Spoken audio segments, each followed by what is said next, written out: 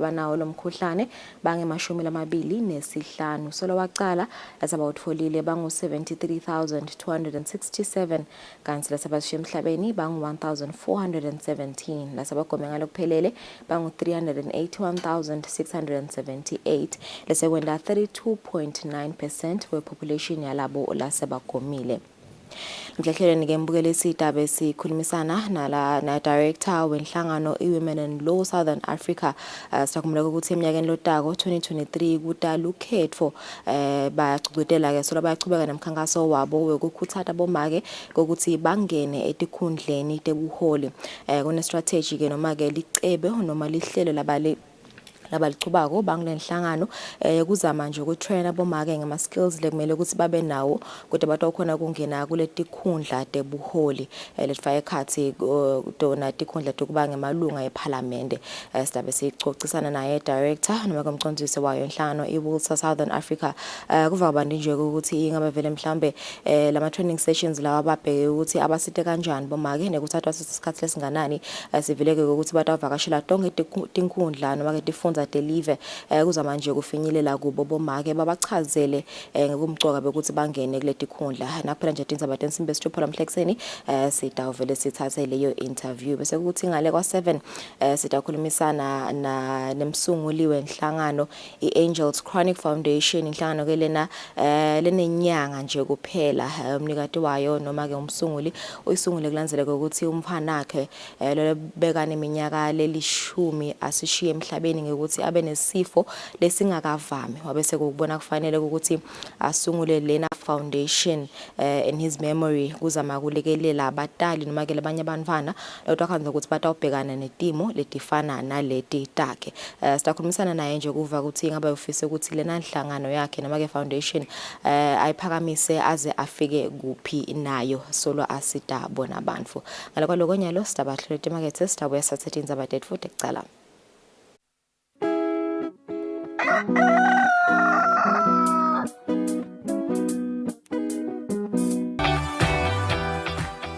Intuthuko lekhonsile yintuthuko lesuka phansi emimangweni usosive lesinesidingeko sayo ingene emiphakathini kuboba betikhulu ikhulunyiswe ibusiswe enkundleni nasesifundzeni ite iyofika kuhulumende lowabatimali tekusukumisa leyo misebenzi yentuthuko nenhlalakahle.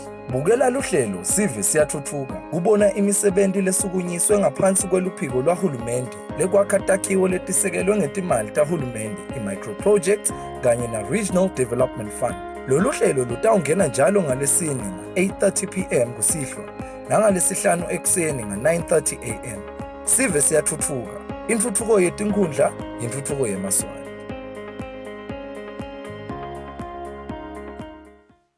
I do the most. Watch local TV on the go with the Eswatini TV app for only 20 emalangeni. Come on. Do the most with Eswatini TV app. Download from Google Play Store or App Store. We're good together. Everywhere you go, MTN.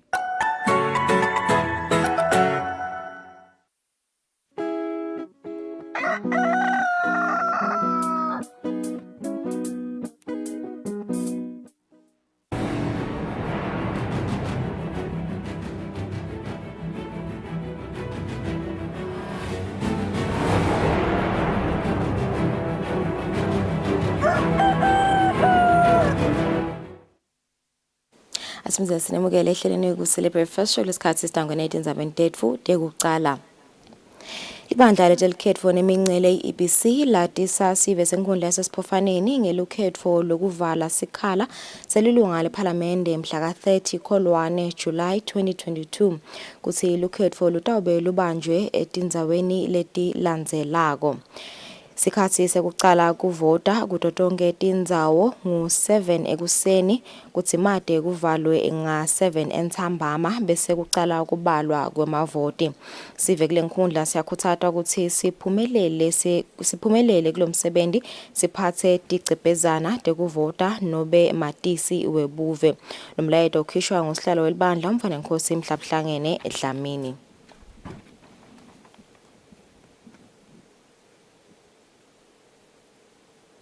Indvuna yetemabhizinisi Manxeba Khumalo imelele live laseSwatini emhlanganweni wetindvuna letibukete ekutsengiselana ngaphansi kwe-Africa Continental Free Trade Area lobanjwe edolobheni le-Accra eGhana.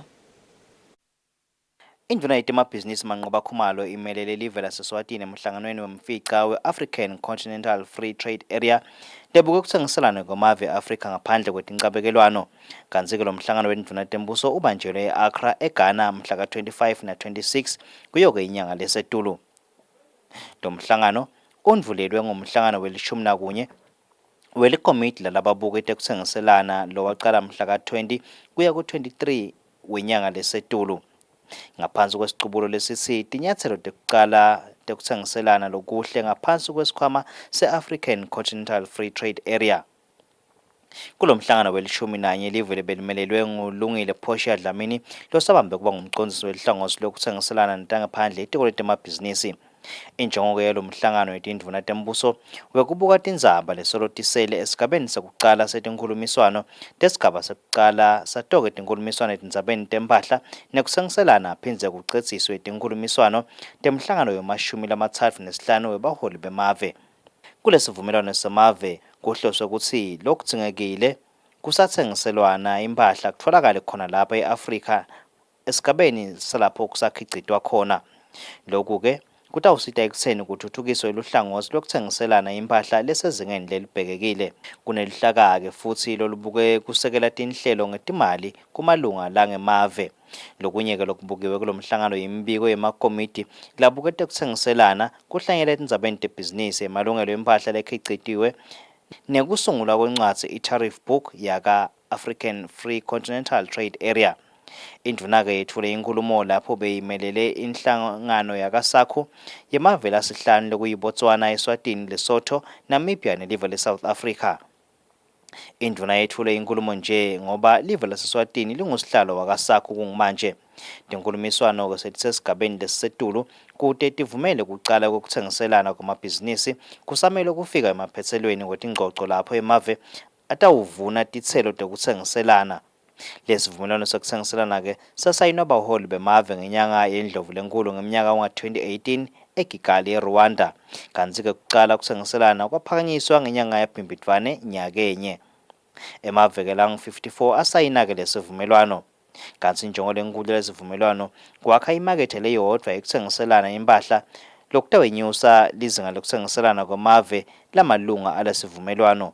Lesivumelwano-ke sinemkhicito longaba lokungenani lokungu-1 trillion US dollars ngeminyaka wanga-2025 sakha-ke namathuba emisebenti langu-14 million webantfu lapha e-Afrika. Kusukela-ke live lithatha isihlalo sakasakhu, Indvuna Khumalo yathise emalunga ukuthi ingabe sekuchubeke kangakanani kuloko lokwakhulunyiswa. Indvuna-ke kulokuningi leyikukhulumile inike umhlangano siqiniseko ukuthi sakhu uyatibophelela ukuthi konke lokumele kwentiwe kutawusebentwa emalangeni latako masinyane nje. Lo mbiko uchamuka itiko letemabhizinisi nekutsengiselana kanti lobikako nguGiyani Msibi ngisembabane. Litiko letemisebenti lemikhulu nekutfutsa lidzinga imali lengetulu kwetigidzi letisihlanu temalangeni 5 billion kulungisa imigwaco yelive lengasekho esimeni lesikahle nekufaka litiyela kuleminye lokucuketfwe ngumbiko walelitiko leliwetfule ePhalamende ngeMsombuluko. Eminyakeni lophelile lilunga lePhalamende lenkundla yasesiphocosini Mduduzi Mathebula lisukumise isishukumiso endlini sekuthi litiko letemisebenti lemikhulu nekutfutsa letfule endlini lehloniphekile kungakapheli emalanga lange-30 umbiko lophelele nalochaza ngalokucacako lonetikhatsi letibekiwe futhi pheceleti timelines kuthi kudzingeka malini kulungisa imigwaco lemikhulu yelive leseyibonakala ukuthi ayisekho esimeni lesikahle kufaka ekhatsi lo losuka emhlaleni uye enhlangano nalo losuka emotshane uye kumathamo kuleminye. Lesishukumiso siphindze sithi lelitiko alatise indlu ukuthi imigwaco elive lesebenziswa sive lesinyenti lete litiyela noma ke iProbase litawufakwa nini noma ke ilungiswe nini kude kube melula khamba kuyo. Mathebula wesekelwe ilunga lePhalamende lenkundla yasenzingeni Lufo Dlamini kulesishukumiso. Embikweni walelitiko lowetfulwe endlini ngeMsombuluko uveta ukuthi Litiko letemisebenti lemikhulu nekutfutsa lisukumise lihlelo lokufaka litiyela emigwaqweni libonakala ukuthi isebenziswa sive lesinyenti naleyo ledzinga kulungiswa. Lemigwaco yona ifaka ekhatsi lo losuka eSpiki uye eBulembu nalo losuka enhlangano uye eSicunusa kanti ili-11 seyiyonke. Lo mbiko uthi kulungisa lemigwaco leli-11 lelitiko lidzinga imali engetulu kwetigidzi letisihlanu temalangeni 5 billion kanti ufake ekhatsi nalolo ngemakhilomitha langu-401 waleyo lete litiyela. Lo mbiko uchubeka uveta ukuthi lelitiko belisifakile isicelo sale mali etiko letekuhlela umnotfo nentutfuko kodwa ngenxa yekubate kahle imali lelitiko lisetfole imali yemigwaco lemitsafu lefake ekhatsi loyo we-MR21 kuleminye. Lo mbiko uvetile nekuthi lelitiko likhonile kutfola kwesekeleka ngetimali njengoba likhonile kusukumisa umsebenzi wekulungisa leminye imigwaco lemikhulu yelive loyo beyingasekho esimeni lesikahle igcwele tigodzi lokungilo losuka eMbadlane uye eSimunye ne-MR3 losuka eNgwenya uye kaManzini kuleminye. Lelitiko letfulile nekuthi kuneluhlelo lwekulungisa leminye futhi imigwaco eveni lede letiyela lesuka kumakhilomitha lalikhulu nesihlanu 150 kuyofika emakhulwini lamabili 200 kilometers lokubheka ukuthi ibe seyiphelile ngenyanga yengci kulomnyaka losetulu. Etindzabeni Eswatini TV kubika Samkelisiwe Khoza eMbabane. Litiko lemisebenzi lemikhulu nekutfutsa selithembise ukuthi litawucala masinyane kuleli viki lilungise imigwaco lengaphansi kwenkundla yasemanzini North. Malunga lelitiko avakashele lenkundla kuyobuka simo semigwaco loya enkundleni lebesongekho esimeni lesikahle. Umgwaco loya enkundleni yasemanzini North bese usesimeni lesibi lebese kwenta kungasebenteki imisebenzi yenkundla-ke yema. Libandla lenkundla-ke lincongcothe itiko letemsebenzi lemkhulu nekutfutsa kuse lifanele isite inkundla ngokulungisa lona mgwaco. Balelitiko-ke lemsebenzi lemkhulu nekutfutsa bayivakasheleke lenkundla kuyobuka simo salomgwaco walenkundla. Lilunga lephalamende lenkundla Makford Sibanze lithi ngemva kwesikhathi bakhala nemsebenzi umile bayajabula ukuthi litiko liyethembisa ukuthi kutawuba ngcono imigwaco ilungiswe. Sithi asikubonge lokhu bese sinengcinamba njengoba ngishidwe ukuthi bese kungangeneki ngisho enkundleni la gedela bongangena.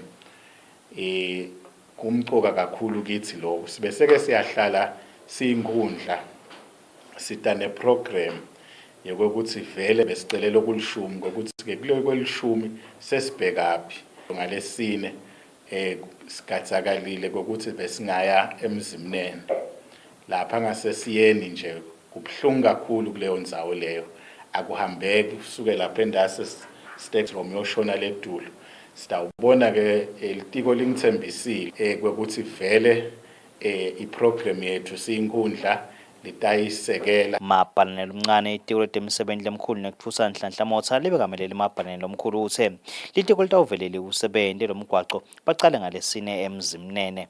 Imigwaco eMaswati iyawubonakala ukuthi masinyane nathi mali sekutholakele yawuba mnyama litiyela ngoba vele silitiko sesikubonile ukuthi loku phoku regravelisha every now and then akusasidi ngoba nale equipment lesinayo mhlawumbe letoti kulumba lemishini ayisenele ngenxa yokuthi siMaswati siyathi kusitingvula dibeti nengakhulu kangangoba kwalimala ngisho lena lethathi imigwaco le-tarot nale gravel akusakhulumeki kuyo so ngiko kungazuthi vele ubhekaleke yakhalwa kepha-ke litiko litimisele kubambisana naso sonke isive seMaswati. Uceleke ukuthi isive sibabeketelele balitiko basalungisa imigwaco kuleli kulungisa imigwaco yonke lapha eveni litiko lidzinga imali linganiselwa etigidzi letisihlanu temalangeni 5 billion wemalangeni. Etindzabeni tanamuhla ngingiyani Msimbi tithombe nguvuma inkosi inzinisa sikaManzini. Mapalane wephalamende Benedict Xaba watisa sive ukuthi lilunga lephalamende lenkundla yaseMochane Robert Magongo nalelo lenkundla yaseMhlume avakashele emingameli welive leZimbabwe Emerson Mnangagwa ngekuthunywa nangekumelela iphalamende yelive kati iAfrica Pan-African Parliament. Xaba uthi inhloso yalivakasho lwalamalunga kwethula ngalokusemthethweni mengameli lomusha wale Parliamente ye-Afrika umhlonishwa Fortune Charumbira welive leZimbabwe.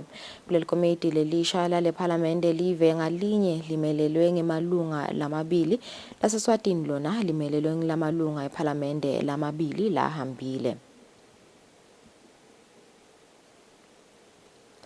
Umphathi ehlangothini lelibuke abathengisi ebandleni lelawula emandla kuleli Eswatini Energy Regulatory Authority Tekla Maphosa uthi leli bandla lisenda lucwaningo ngemaphilisi lafakwa emathangeni emafutha etimoto lekuthiwa asita kuwonga.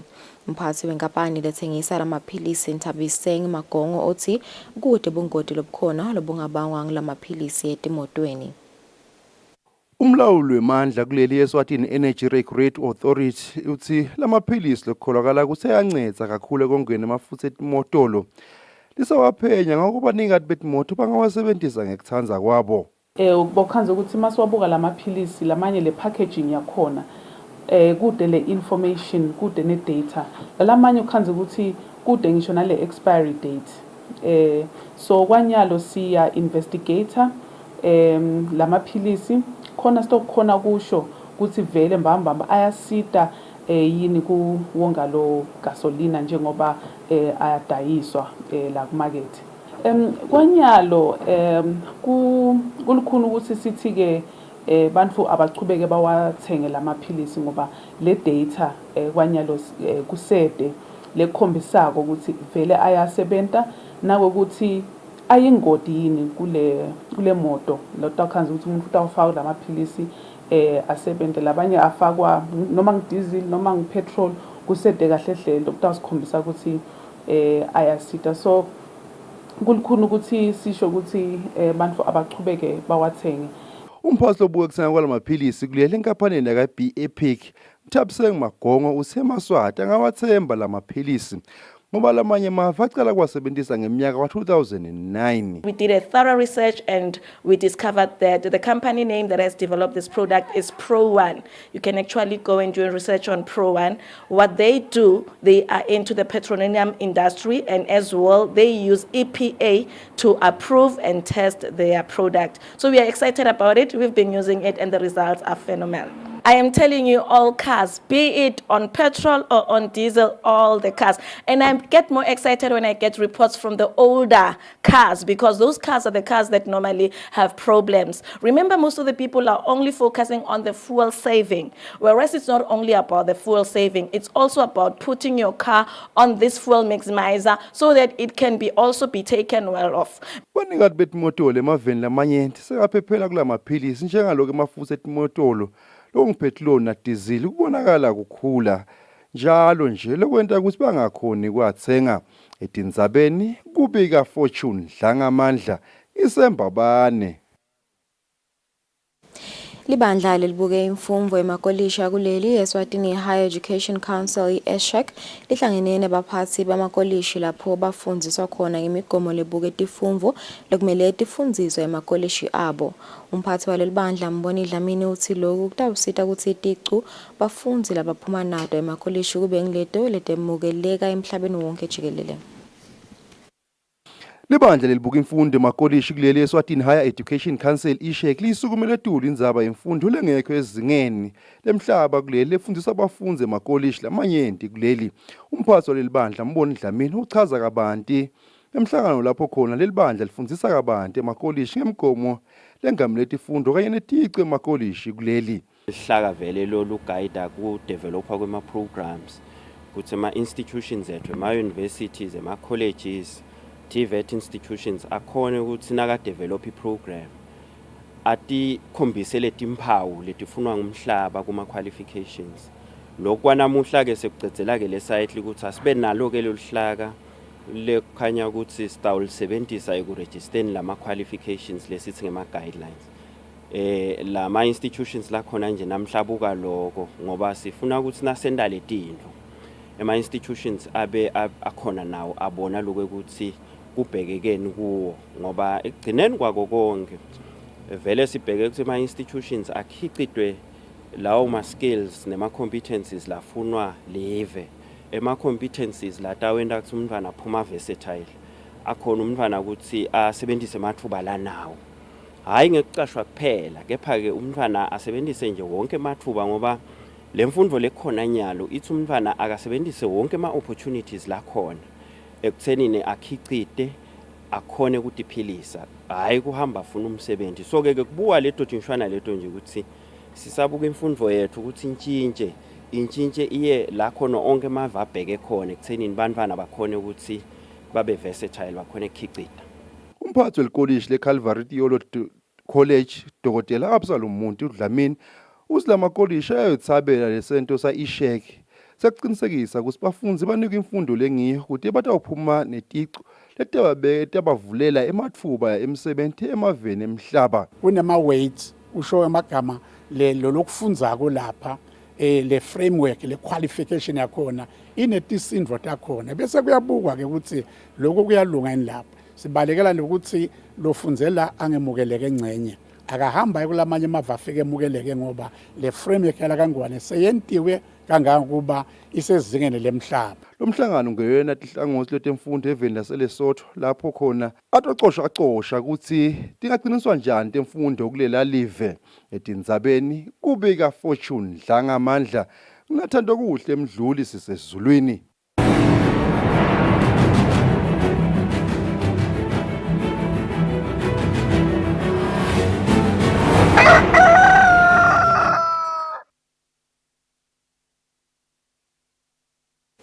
Asinamukele tindzabeni temidlalo samukele somdlulilo sekomitini labodokotela enhlanganweni ye-Premier League of Eswatini sokuthate abodokotela bemacembu ukuthi kusalungiselelwa isizini lensha yeminyaka wa 2022-2023 abazame tonke tindlela kusita abadlali ukuthi batolungiselela kahle baphindze batfola kulolongwa lokukahle ukuthi bangadibani netinkinga nakucala isizini lensha. Kusalungiselelwa isizini lensha kuyayibe likhulu ekulungiselelweni kwabadlali ekakhulukati ngoba basuke babuya ekuphumuleni isikhathi lesithe lokwenda ukuthi kungaba malula ukuthi basheshe balimale.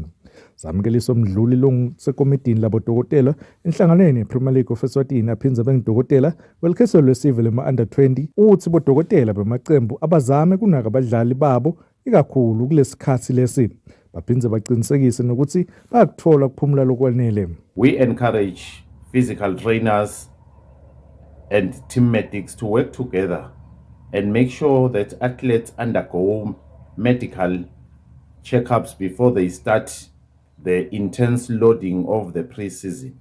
We encourage teams to attend the training during this time and provide players with good diet and hydration. Water should be enough. Players should get enough rest after training, and we encourage teams to have clubhouses so that the players are monitored during training and after training so that we know they've rested and they were given good diet. This is the time to make players. So let's assist each other to have quality players in the country. Mdluli uthi kulimala kwabadlali nakuqala imidlalo yeligi isikhathi lesinyenti kuba ngokuthi esikhatsini se-pre-season lo mdlali bekade ilolonga kanjani. Bebikela umsakade Eswatini TV temidlalo ngilinda Dlamini kanzi umbiko uhlanganiswe nguFabrice Msonera eMbabane.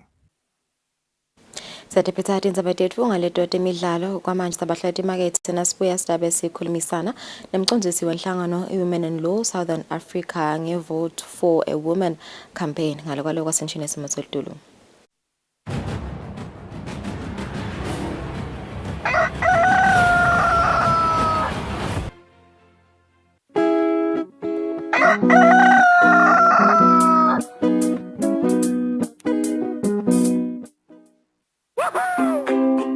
Pay your TV license quickly and easily with MTN Momo. Simply dial *007 *3# and select option 8 for TV license. Enter your national ID number as your reference and the amount you wish to pay. Then enter your PIN to confirm your payment. Once your payment has been made, you'll receive a confirmation SMS of your payment. If you're a first-time payer, you get another SMS for your TV license. So legalize your entertainment from the comfort of your home. Pay your TV license the easy and convenient way with MTN Momo. Everywhere you go, MTN.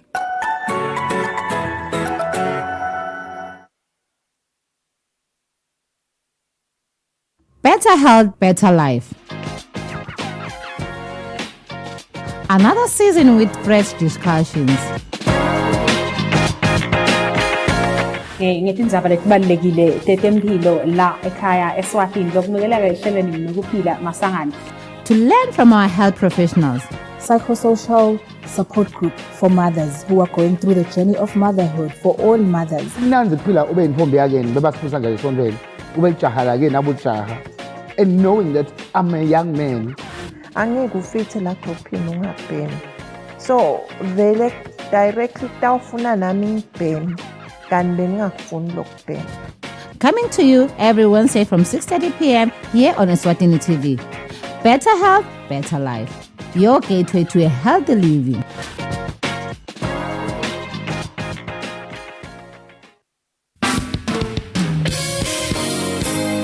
Sehlelweni lethi lithini libandla. Siyambonga uNkulunkulu uhlelo liphindze libuyele emoyeni. Basically ngingathi nje empeleni yabona uNkulunkulu nakadala umhlaba including bantu. Leti khathi leti tethenjisiwe mofundzi incwadi yaJohn chapter 16 verse number 33. The way the gospel has been portrayed nayiletshwa la kubantu yabo yende ukuthi abantu babe offended. Sikholwa futhi ukuthi sidaphinde siba nabo evikini lelitako sikhulumisa yona le ndzaba lesikhuluma ngayo emsakatweni wakho Eswatini TV sibuko semaswati. Ayichesuke kamalakho likhulu chesuke I do the most. Watch local TV on the go with the Eswatini TV app for only 20 emalangeni. Come on. Do the most with Eswatini TV app. Download from Google Play Store or App Store. We're good together. Everywhere you go, MTN.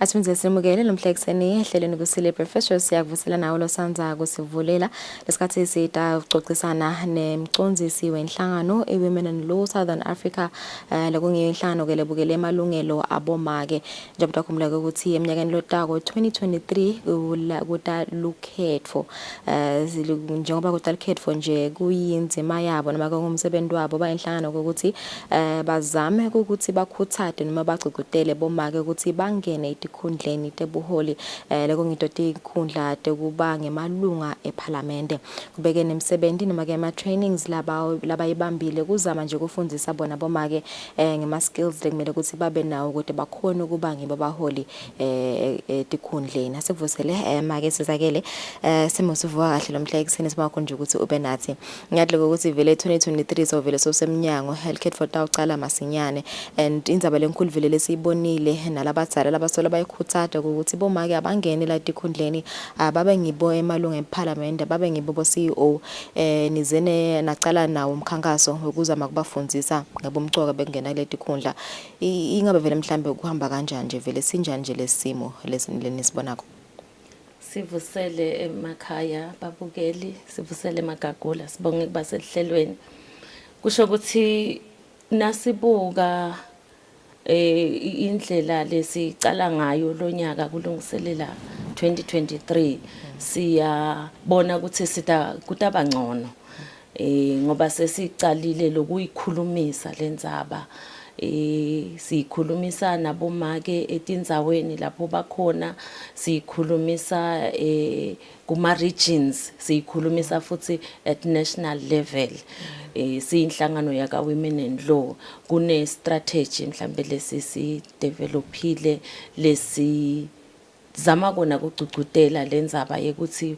bomake abangene kule tikhundla tebuholi leti khona kangwane letingafaki iParliament yodwa but ke siyathi ukuthi 2023 nguye lomcoka ngendzaba yeke iParliament ke manje sicucutela ukuthi bomake abangene kuto tonke tigaba tebuholi ngoba bomcoka baloko ngilokuthi make maseka lapha lelivi lakhe litawufike lifake inguquko letsite lebeyingeke ibe khona kube bobabe bebabodvana keja sitsinga ke wonke umuntu ukuthi abe khona ngathi nje ngiloko lesikuko kwanyalo. Okay. So njengoba nihlangene nje nabo bomake evikini eliphelile ngiyathemba ukuthi banibhobokele banichazela ukuthi hayi thina mhlambe lokuthi singakhoni kungena kuleti khundla kunati izathu nati simiswe nginako ingabe vele mhlambe indlela nabayivetako ukuthi ngiko lekubamisa ukuthi babatethembe bangene kuleti khundla.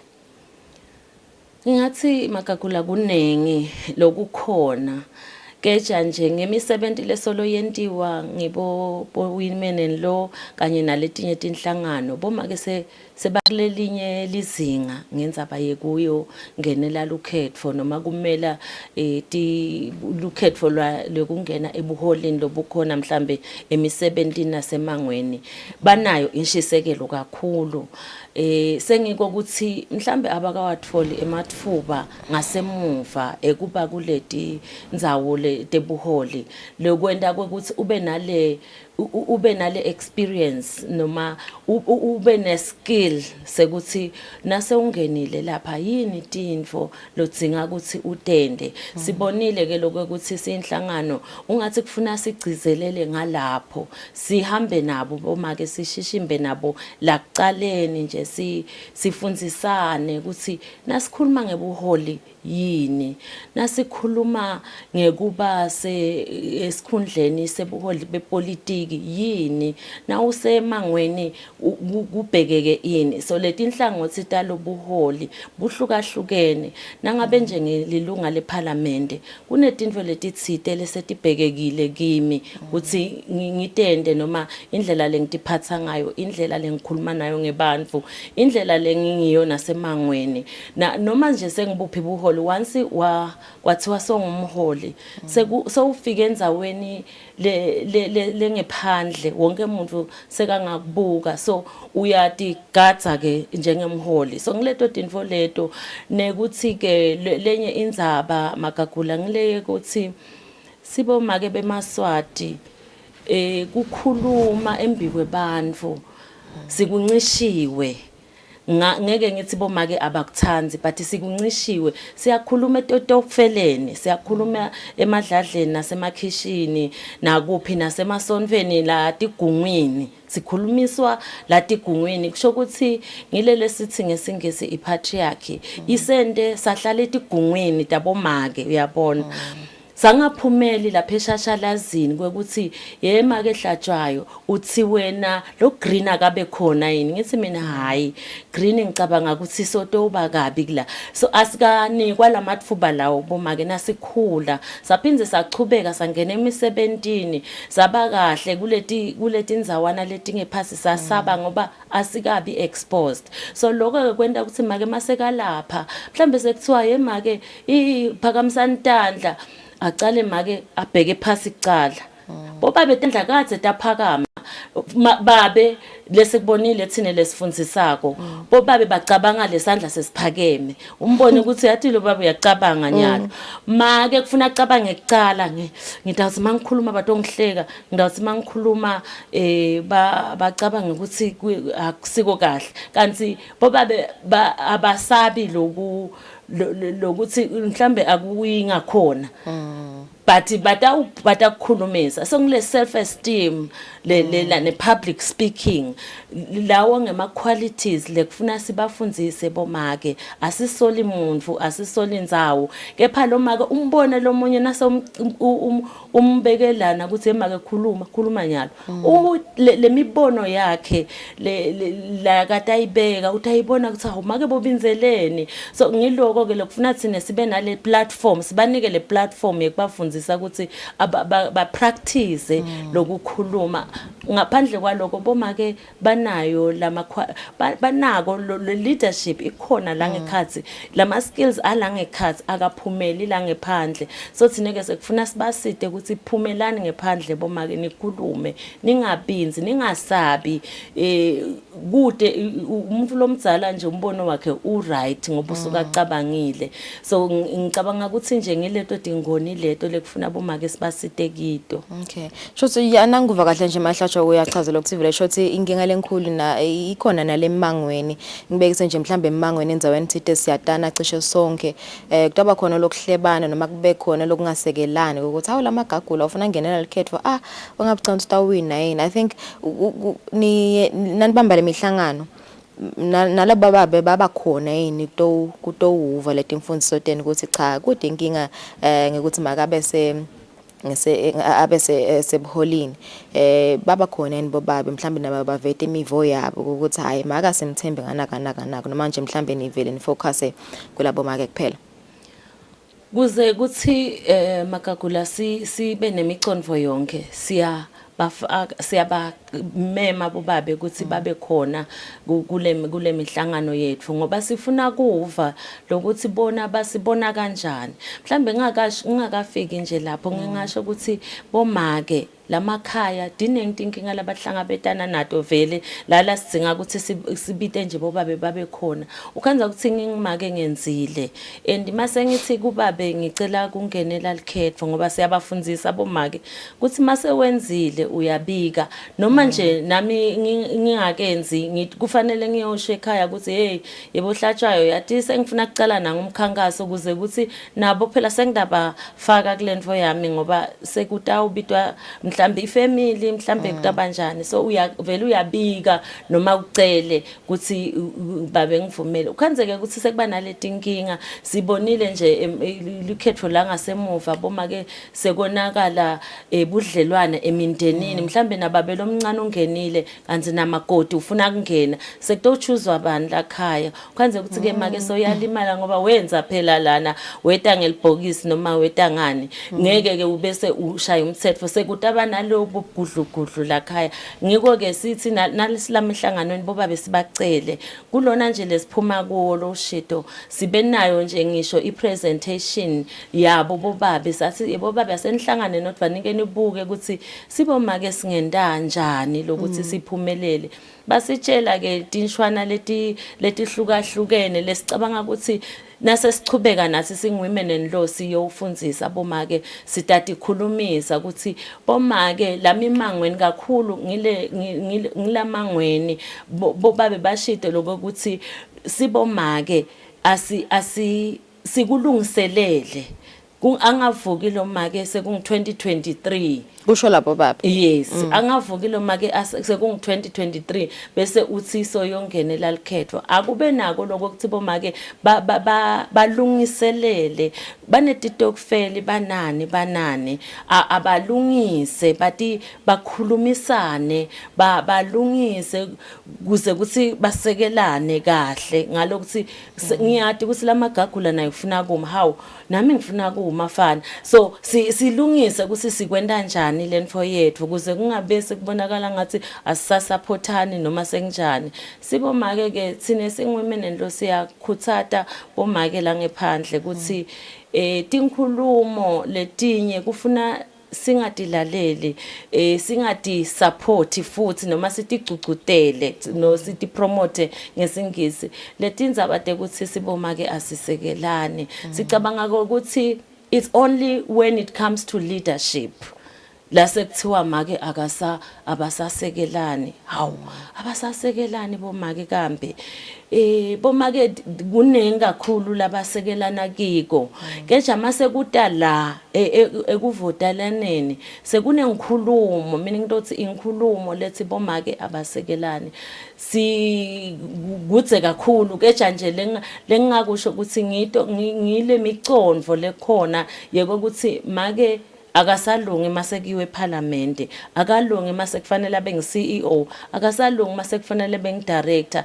So lo make hayi ukuthi bomake abasekelani make kunenfo lekhulumisa lemkhulumisako le system isystem le khona lesilwa nayo ke thina ukuthi lamagagula nje akube lula ukuthi lam17 mabathi ngubani acting MD uvela uphakanyiselwe ngonke umuntu utoba ngu-acting noma utaba ku-lead but mase kuthiwa ngibani lo actako bonke sebabuka lofaka isudi lemnyama na tie neshetlela imhlophe immediately kude lothite lamagagula unani kude it's just the inbuilt lengekhathi nasibuka situlo lesikhulu lesiswingako sibona tie sibona isudu angimbone lamagagula nelipstick yakhe lebovu because akusahlangani ulungile lamagagula makagijima emva kwa director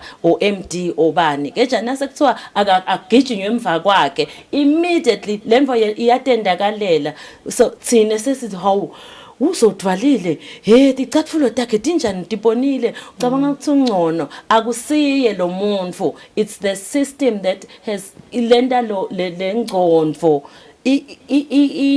ijike nasekuthiwa awusizakele hlatshwa yong director kanzi nakungibabe vele kuba kuyatendakalela so ngile patriarchy ngile system asikajwayeli kubona make asembili so bese ngathi ke asisasekela sibomake na ungabala nawe nami nangingabala ukuthi bomake bangisekela nini bangisekele kanjani ngumake kuphela lo wenda lo sacrifice akasacrificeele lo myumfati noma lo myemake ngetindlela leticakile kunebantu futhi akutshela ukuthi ngaboleka bani 25,000 uba bathi bophila yini wena ngaleli la ngomboleka so those things tenta ke ukuthi ekugcineni kwakhona ukhanze ukuthi nasekutiwa la ka leadership akusasebenzi the same thing lesiyendako sibomake emakhaya nakuphi lapho sihleli khona singema girls keja masekutiwa ku leadership bu girl absasebenzi kahle because hayi kuthi nguwe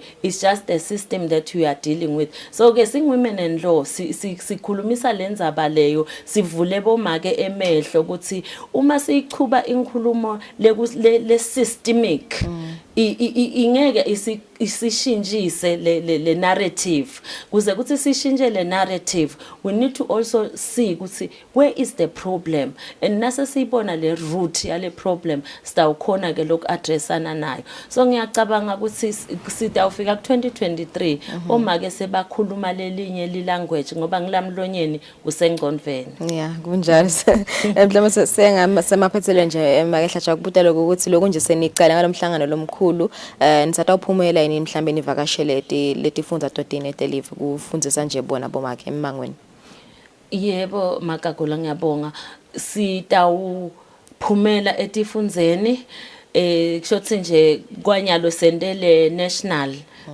training sitabe sesiyaya ke esifundzeni ngasinye ngoba sibonile ukuthi bekunendlanzana la kaHoho bekunendlanzana la seshiselweni laselibonjeni kanjalo nakamanzini kejanyalo ke sitawuba letindzaweni tabo la sitawukhona kutfola mhlambe tinombolo letinkudlwana siphindze siyikhulumise lenzaba ngoba vele sifisela ukuthi wonke make longakhona nje kuta kule mhlangano atokuva lokuthi labanye bomake batheni ngoba siya cucutelana nje sisodvana sikhulumisane so naloko ukhanze ukuthi make nasebahamba bathi bona lokubasite kakhulu ngilokuva lomnye make athi hayi mina ngalimela likhetho kalamgabi ngashiwa nje dinamba letintathu so yabona make hawo kushothi nami ngivele ngingachubeka so le mihlangano ke vele itawuchubeka ngicabanga nje ukuthi siyolanyulelwa ngeke ukuthi likhetho seluba nini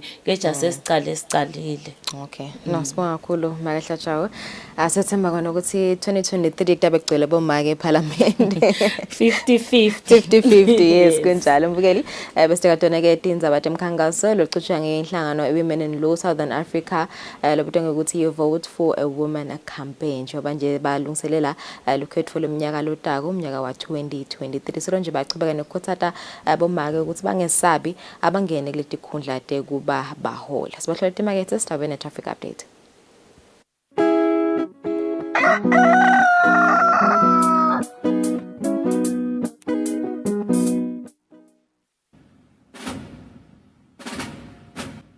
Nene bekunene.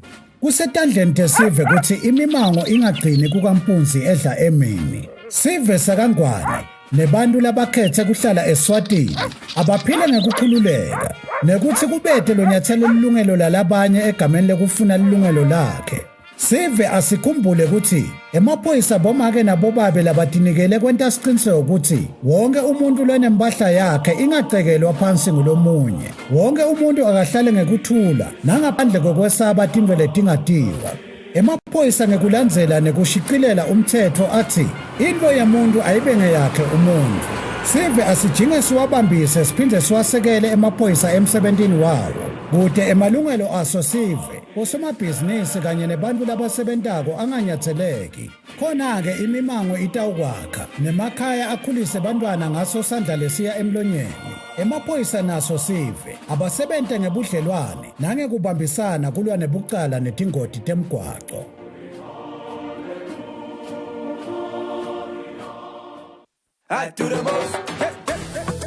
Watch local TV on the go with the Eswatini TV app for only 20 emalangeni. Come on.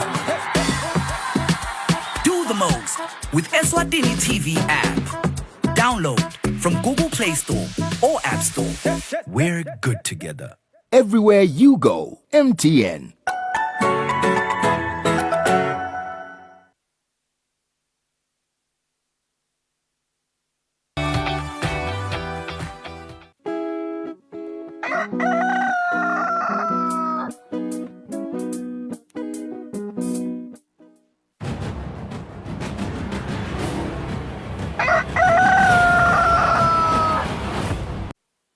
It's 4 minutes before 7 o'clock. Lesikhathi sidabuka simo semgwaqo sekuvusele Constable Ndombenhle engabe simo namhla emgwaqweni sime kanjani? Ngikuvusele Magagula, ngivusele naye umbukeli wekusile breakfast show. Imigwaqo elivela kangwane sesihlolile malangeni lamahle imigwaqo yelive iyahambeka cishe yonkana kude lokungamvimba umshayeli kulolu suku lanamuhla kuthi akhone kufika noma kufika la afise kufika khona. Lesingathanza nje ukubikela yena umbukeli kulolu suku lanamuhla sedolobheni kaManzini siyathi malangeni lamahle ukuthi kuyakhiwa lapho emigwaqweni.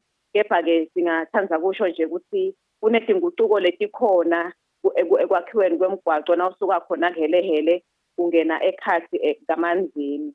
Lokusho ukuthi nje nawuqhamuka noma-ke nawuphuma edolobheni uphuma ubheka khona kubosteki umgwaqo lapho nawenza yona i-traffic circle lapha eManzini Club sowuhamba kube yi-one way. Kepha-ke nangabe ufuna kuya kumadonsa noma-ke uhambe uyongenela umgwaqo longu-Central Distributor uthi nje nawuthanza kwenga lesekhi yase Manzini Club bese nawuphuma nje ngaphansi kwaleli bridge kwaleli bloho khona lapho ujikela ngesenxele timpawu etikhona lapho kumqaphelisa yena umshayeli. Kanti-ke nawuqhamuka khona kuhelehele ungena edolobheni ungena ngekukhululeka malangeni lamahle. Kepha-ke nase ufuna kuhamba uye khona kubomadonsa noma-ke uhambe ngemgwaqo longu-Central Distributor lo ya eCentral esikolweni. Lapho-ke uthi nawuphuma nje ngaphansi kwaleli bloho kune timpawu lapho noma-ke kunemgwaqo lapho ufike ube ngwayi bese-ke usheshe ungenela khona ngesekudla uhambe uyangenela wona umgwaqo longu-Central Distributor. Kanti-ke nawuqhamuka kumadonsa uya khona edolobheni awusayi kule sekli leseManzini Club noma-ke le-traffic circle lenkulu lapho.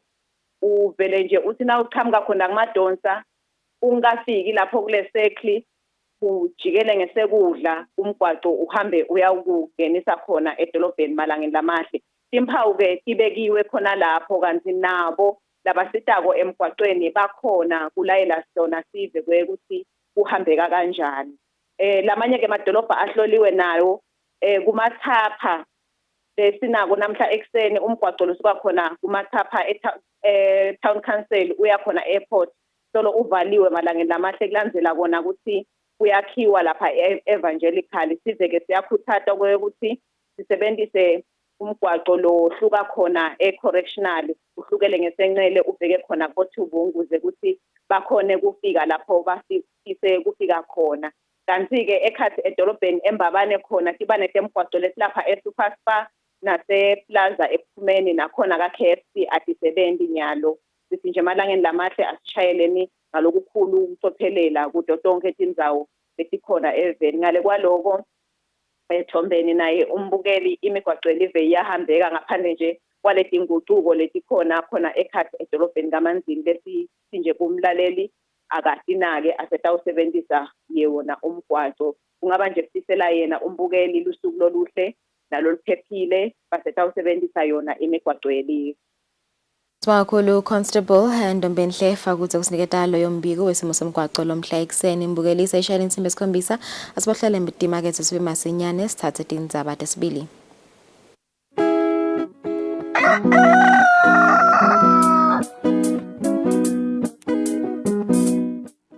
I do the most. Watch local TV on the go with the Eswatini TV app for only 20 emalangeni per month. Do the most with Eswatini TV app. Download from Google Play Store or App Store. We're good together. Everywhere you go, MTN.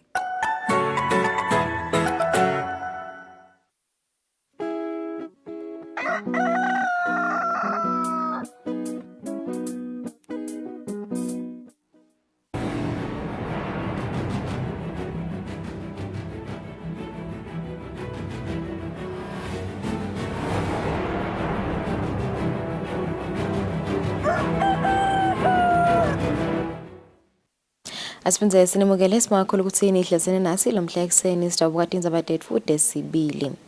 Libandla latelukhetfo nemincele i-EBC latisa sive senkundla sesiphofaneni ngelukhetfo lokuvala sikhala selilunga lephalamende mhla ka-30 July kuthi lukhetfo lutawube lubanjwe kunati tindzawo letilandzelako emphakatsini kaMkhweli lutawube lubanjwe eMnotfweni Primary School, kaMkhweli Primary School, eSiphofaneni High School kanti emphakatsi kuMadlenya lutawube lubanjwe eMadlenya Primary School, eSiphofaneni Primary School, emphakatsi waseMaphilingo lukhetfo lutawube lubanjwe e-Othandweni Primary School, emphakatsini waseMphumakude lukhetfo lutawube lubanjwe eMphaphathi Primary School, eMphumakude Primary School kanti emphakathi waseNceka lukhetfo lutawube lubanjwe eSinceni Mission Primary School, emphakathi wasengevini khona lukhetfo lutawube lubanjwe eMahlabathini Primary School, eSibethapi Primary School bese kuthi emphakathi waseThambuti lukhetfo lutawube lubanjelwe eThambuti Primary School.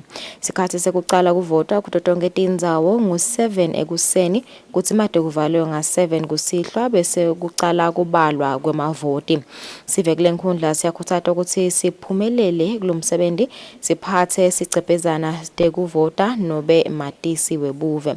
Mlayeto ukhishwa ngusihlalo welibandla umfana Nkosi Mhlabhlangene Dlamini.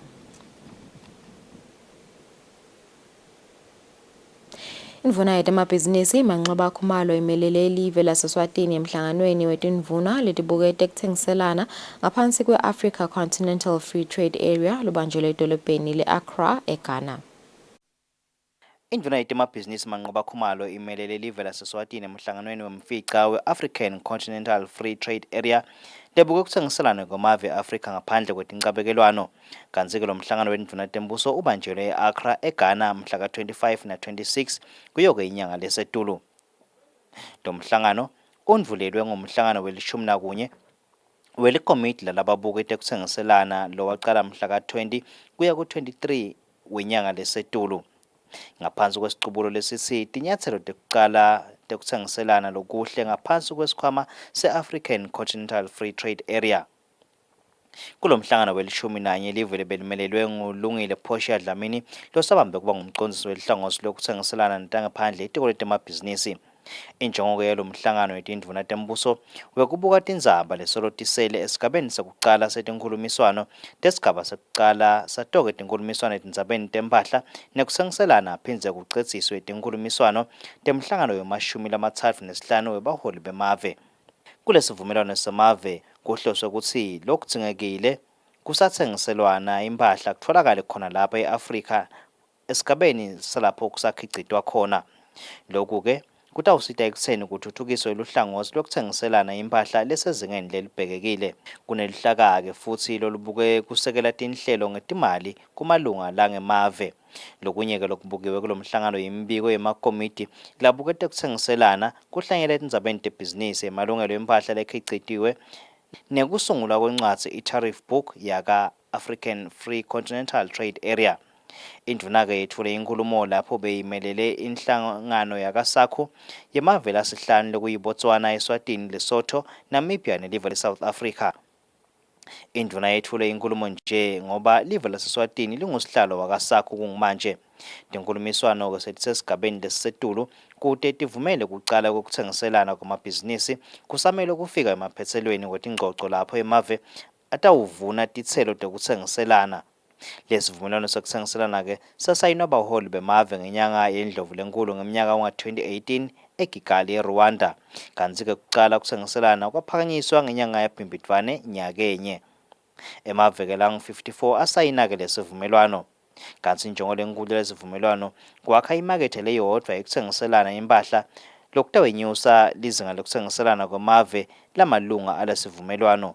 Lesivumelwano-ke sinemkhicito longaba lokungenani lokungu-1 trillion US ngeminyaka wanga-2025 sakha-ke namathuba emisebenti langu-14 million webantfu lapha e-Afrika. Kusukela-ke live lithatha isihlalo sakasakho, induna Khumalo yathise emalunga ukuthi ingabe sekuchubeke kangakanani kuloko lokwakhulunyiswa. Induna-ke kulokuningi leyikukhulumile inike umhlangano siqiniseko ukuthi sakho uyatibophelela ukuthi konke lokumele kwendiwe kutawusebentwa emalangeni latako masinyane nje. Lo mbiko uchamuka itiko letemabhizinisi nekuthengiselana kanti lobikako nguGiyani Msibi ngisembabane. Litiko letemisebenti lemikhulu nekutfutsa lidzinga imali lengetulu kwetikitsikitsi letisihlanu temalangeni 5 billion kulungisa imigwaco yelive lengasekho esimeni lesikahle nekufaka litiyela kuleminye. Lokhu kucuketfwe ngumbiko walelitiko leliwetfule ePhalamende ngeMsombuluko. Eminyakeni lophelile lilunga lePhalamende lenkundla yasesiphocosini Mduduzi Mathebula lisukumise isishukumiso endlini sekuthi litiko letemisebenti lemikhulu nekutfutsa letfule endlini lehloniphekile kungakapheli emalanga lange-30 umbiko lophelele nalochaza ngalokucacako lonetikhatsi letibekiwe futhi pheceleti timelines kuthi kudzingeka malini kulungisa imigwaco lemikhulu yelive leseyibonakala ukuthi ayisekho esimeni lesikahle kufaka ekhatsi lo losuka emhlaleni uye enhlangano nalo losuka emotshane uye kumathamo kuleminye. Lesishukumiso siphinze sithi lelitiko alatise indlu ukuthi imigwaco yelive lesebenziswa sive lesinyenti lete litiyela noma ke iProbase litawufakwa nini noma ke ilungiswe nini kude kube melula khamba kuyo. Mathebula wesekelwe lilunga lePhalamende lenkundla yasenzingeni Lufo Dlamini kulesishukumiso. Embikweni walelitiko lowetfulwe endlini ngeMsombuluko uveta ukuthi litiko letemisebenti lemikhulu nekutfutsa lisukumiso lihlelo lokufaka litiyela emigwacweni lebonakala ukuthi isebenziswa sive lesinyenti naleyo ledzinga kulungiswa. Lemigwaco yona ifaka ekhatsi lo losuka eSpiki uye eBulembu nalo losuka enhlangano uye eSicunusa kanti 11 seyiyonke. Lo mbiko uthi kulungisa lemigwaco leli-11 lelitiko lidzinga imali engetulu kwetigitsigitsi letisihlanu temalangeni 5 billion kanti ufake ekhatsi nalolo ngemakhilomitha langu-401 waleyo lete litiyela. Lo mbiko uchubeka uveta ukuthi lelitiko belisifakile isicelo sale mali etiko letekuhlela umnotfo nentfutfuko kodwa ngenxa yekubate kahle imali lelitiko lisetfole imali yemigwaco lemitsafu lefake ekhatsi loyo we-MR21 kuleminye. Lo mbiko uvetile nekuthi lelitiko likhonile kutfola kwesekeleka ngetimali njengoba likhonile kusukumisa umsebenzi wekulungisa leminye imigwaco lemikhulu yelive loyo beyingasekho esimeni lesikahle igcwele tigodzi lokungilo losuka eMbadlane uye eSimunye ne-MR3 losuka eNgwenya uye Kamanzini kuleminye. Lelitiko letfulile nekuthi kuneluhlelo lwekulungisa leminye futhi imigwaco eveni lede litiyela lesuka kumakhilomitha lalikhulu nesi550 kuyofika emakhulwini lamabili 200 kilometers lokubheka ukuthi ibe seyiphelile ngenyanga yengci kulomnyaka losetulu. Etindzabeni teSwatini TV kubika Samkelisiwe Khoza eMbabane. Itiko lemisebenzi lemikhulu nekutfutsa selithembise ukuthi litawucala masinyane kuleli viki lilungise imigwaco lengaphansi kwenkhundla yasemanzini North. Emalunga yalelitiko avakashele lenkhundla kuyobuka simo semigwaco loya enkhundleni lebesongekho esimeni lesikahle lophocelele ukuthi imisebenzi yenkhundla ime ngoba bekungasafikeki khona enkhundleni. Umgwaco loya enkhundleni yasemanzini North bese usesimeni lesibi lebese kwenta kungasebenteki imisebenzi yenkhundla ke yema. Libandla lenkhundla ke lincongcothe itiko lemisebenzi lemkhulu nekuthutsa kuse lifanele isite inkhundla ngokulungisa lona mgwaco. Balelitiko ke lemisebenzi lemkhulu nekuthutsa bayivakashele ke lenkhundla kuyobuka simo salomgwaco walenkhundla. Lilunga leParliament lenkhundla Makford Sibanze lithi ngemva kwesikhathi bakhala nemisebenzi umile bayajabula ke ukuthi litiko liyethembisa ukuthi kutawuba ngcono imigwaco ilungiswe. Sithi asikubonge lokhu bese sinengcinamba njengoba ngishidwe ukuthi bese kungangeneki ngisho enkundleni la gedeni la bongangena kumcoka kakhulu kithi lokho sibese ke siyahlala siyinkundla sita neprogram yokuthi vele besicelela okulishumi ukuthi ke kulo kwelishumi sesibhekaphi ngalesine sikatsakalile ukuthi besingaya emzimnene lapha ngasesiyeni nje kubhlungu kakhulu kuleyo ndzawo leyo akuhambeki usuke lapha endase Stex Room yoshona ledulu sitawubona ke ilitiko lingithembisile ukuthi vele iprogram yethu siyinkundla litayisekela. Mabhalane lomncane itiko letemisebenzi lemkhulu nekuthusa Nhlanhla Motha libekamelele mabhalane lomkhulu uthe litiko litawuvelele usebenze lomgwaco bacale ngalesine emzimnene. Imigwaco eMaswati iyawubonakala ukuthi masinyane nathi mali sekutholakele yawuba mnyama litiyela ngoba vele silitiko sesikubonile lokuthi loku phoku regravelisha every now and then akusasidi ngoba nale equipment lesinayo mhlawumbe letoti kulumba lemishini ayisenele ngenxa yokuthi siMaswati siyathi kusitingvula dibeti nengakhulu kangangoba kwalimala ngisho lena lethathi imigwaco le-tar roads nale ke gravel akusakhulumeki ke kuyo so ngiko kungazuthi vele ubhekaleke yakhalwa kepha ke litiko litimisele kubambisana naso sonke isive seMaswati. Uceleke ukuthi isive sibabeketelele balitiko basalungisa imigwaco kuleli kulungisa imigwaco yonke lapha even litiko lidzinga imali linganiselwa etikitsikitsini letisihlanu temalangeni 5 billion wemalangeni etindzabeni tanamuhla ngingiyani Msimbiti Thombe nguvuma inkosi inzinisa sikamanzini. Bapalane weParliamente Benedict Xaba watisa sive ukuthi lilunga leParliamente lenkhundla yaseMochane Robert Magongo nalelo lenkhundla yasemhlume yavakashele emingameli welive leZimbabwe Emmerson Mnangagwa ekuthunywa nangekumelela iParliamente yelivekati leAfrika iPan African Parliament. Xaba uthi inhloso yaloluvakasho lwalamalunga kwetfula ngalokusemthethweni mengameli lomusha wale Parliamente yeAfrika umhlonishwa Fortune Charumbira welive leZimbabwe. Kuleli komiti lelisha le Parliamente live ngalinye limelelwe ngemalunga lamabili laseSwatini lona limelelwe ngelamalunga eParliamente lamabili lahambile. Umphathi ehlangothini lelibuke bathengisi ebandleni lelilawula emandla kuleli Eswatini Energy Regulatory Authority Tekla Maphosa uthi leli bandla lisenda locwaningo ngemaphilisi lafakwa emathangeni emafutha etimoto lekuthiwa asita kuwonga. Umphathi wenkampani lethengisa lamaphilisi eNthabiseng Magongo uthi kude bungoti lobukhona lobungabangwa ngilamaphilisi etimotweni. Umlawuli wemandla kuleli Eswatini Energy Regulatory Authority uthi lamaphilisi lokukholakala kuseyanceda kakhulu ekongeni amafutha etimotolo lisawaphenya ngokubanika betimoto bangawasebenzisa ngekuthanza kwabo. Bokhanza ukuthi masiwabuka lamaphilisi lamanye le packaging yakhona kude le information kude ne data lamanye ukhanza ukuthi kude ngisho nale expiry date so kwanyalo siya investigator lamaphilisi khona stokukhona kusho ukuthi vele mbamba ayasita yini kuwonga lo gasolina njengoba ayadayiswa la kumarket.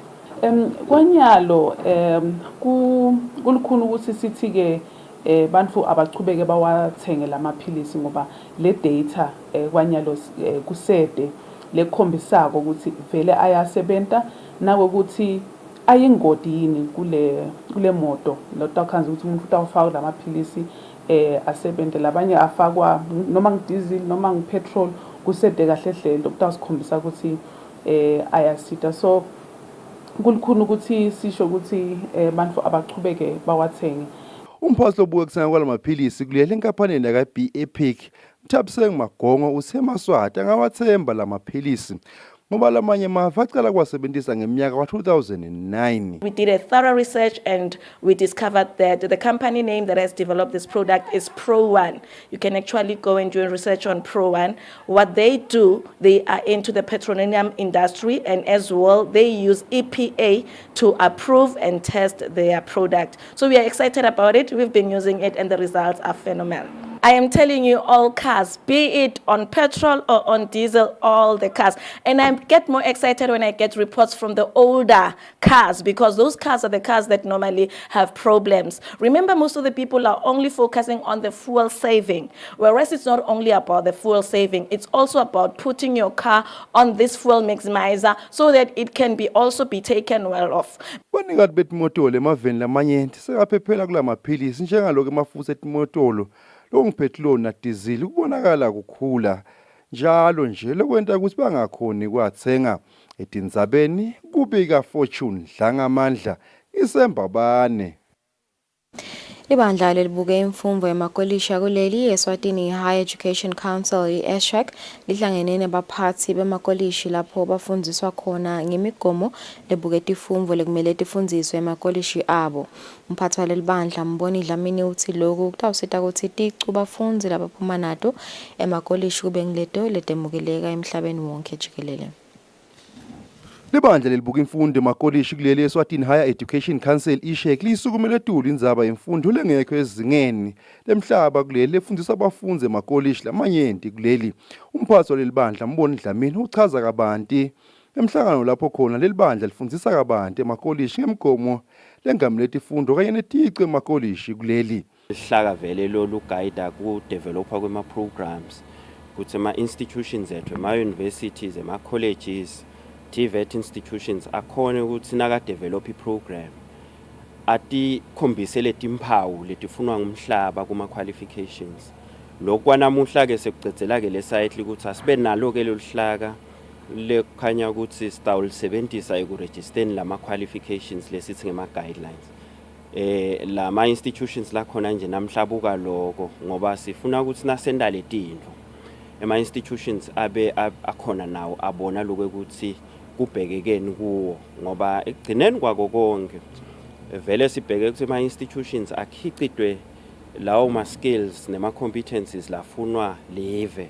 Ema competencies latawenda ukuthi umntwana aphuma versatile akhona umntwana ukuthi asebenzise amathuba la nawo, hayi ngekucashwa kuphela kepha ke umntwana asebenzise nje wonke amathuba ngoba lemfundo lekhona nyalo ithi umntwana akasebenzise wonke ama opportunities la khona ekuthenini akhicide akhone ukudiphilisa, hayi kuhamba afuna umsebenzi. So ke kubuka leto tinshwana leto nje ukuthi sisabuka imfundo yethu ukuthi intshintshe iye la khona onke amava abheke khona ekuthenini bantwana bakhone ukuthi babe versatile bakhone ukukhicida. Umphathi welikolishi leCalvary Theological College Dr. Absalom Muntu Dlamini usilamakolishi ayothabela lesento sa-ESHAC sekuqinisekisa ukuthi bafunzi banikwe imfundo lengiyo ukuthi batawuphuma neticu letabavulela emathuba emsebenzi emaveni emhlaba. Kunema weights usho amagama lokufundza lapha le framework le qualification yakhona inetisindvo takhona bese kuyabukwa ke ukuthi lokho kuyalunga yini lapha. Sibalekela ukuthi lofundzela angemukeleke engcenye akahamba kulamanye amava afike emukeleke ngoba le framework yala kangwane seyentiwe kangangokuba isezingeni lemhlaba. Lo mhlangano ngeyona ihlangothi letemfundo eveni laseLesotho lapho khona acosha ukuthi tingaqiniswa njani temfundo kulela live etinzabeni kubika Fortune Dlangamandla. Ngathanda kuhle emdluli sisezulwini. Libandla lelibukela kuvikela nehlonipheka kwamalungelo yobantfu eSwatini likhathatekile kakhulu ngetigameko tekubulawa ngesibhuku nekushiswa kwemphahla eSwatini. Live leMaswati esikhatsini esendlulile belatiwa ngekuthula, kodwa kusukela eminyakeni lophelile simo sekuphepha nekuthula kwelive sehle ngendlela lemangalisako. Nakuba kusete luphenyo loluphelele kuveta kutsi lokubulawa nekushiswa kwemphahla kuhambisana netiphitsipitsi letibe khona even eminyakeni wa 2021. Lilungelo lekuphila nelungelo lokuba nemphahla lokushicelelwe emtsetfweni sisekelo welive leMaswati kufanele lihlonipheke phindze livikeleke ngetikhatsi tonke. Libandla lemalungelo litsatsa litfuba kugcizelela kutsi iludlame alusiso sisombululo nangabe kungekungavumelani lokuchubeka kokubulawa nokudutshulwa kwamalunga emibutfo yetekuphepha eSwatini uma kungalungiswa kutochubeka kwehlise lizinga lekuphepha nekuthula kwelive lokutowenta kutsi kuhlukubeteke emalungelo eMaswati kuphindze kwehlise simo semnotfo. Libandla lemalungelo ligcizelela kutsi lesimo lesikhona sinemthelela lomubi ekuvikeleni kwamalungelo ebantfu eveni. Live leMaswati alikasilungeli lesimo lesibhlungu kangaka lesiphindze sibuyisele eMaswati emuva kwekusebenta kangaka. Libandla lelibuke kuvikeleka nekuhlonipheka kwamalungelo eSwatini ligcizelela bumgcoka bekutfola tindlela tekuvakalisa nekulungisa tikhalo ngendlela lenekuthula kute kungatochubeka kulahlekelwa imiphefumulo nekulinyatwa kwemphahla. Libandla lemalungelo licela onke eMaswati eme kwenta tento tebudlova letitoholela ekuhlukubeteni kwemalungelo eMaswati. Letento leti tifaka ekhatsi kudubula nekubulala, kushiswa nekulimatwa kwemphahla, kuboshwa kwebantfu ngaphandle kwesizatfu noma kuvetwa kwabo enkantolo naletinye tento letifaka budlova noma kubhebhetela budlova. Inhlangano yetekulima leyasungulwa e-Asia i-World Vegetable Center seyinikelele elive leSwatini ngetinhlanyelo tetibhidvo tesintfu letitinkhulungwane letisihlanu nalitilikhulu-20 5.1 seed kits. Letinhlanyelo tetfulwe ngumcondzisi we-World Vegetable Center wesifundza sase-East nase-South Africa Dr. Gabriel Rugalema atetfula kumabhalane lomkhulu welitiko letekulima kuleli Sydney Simelane. Umcondzisi we-World Vegetable Center wesifundza lesisentasi ne-Afrika nalesi lesise-East Dr. Gabriel Rugalema utsi letinhlanyelo tetibhidvo letetfulwa yi-World Vegetable Center titawudlala lichaza ekufezeni luhlelo lwahulumende lekulwa nendlala eveni, i-Zero Hunger Strategy. The government of Eswatini formulated its Zero Hunger Strategy as a programmatic tool towards eradication of hunger and malnutrition in line with the Sustainable Development Goals.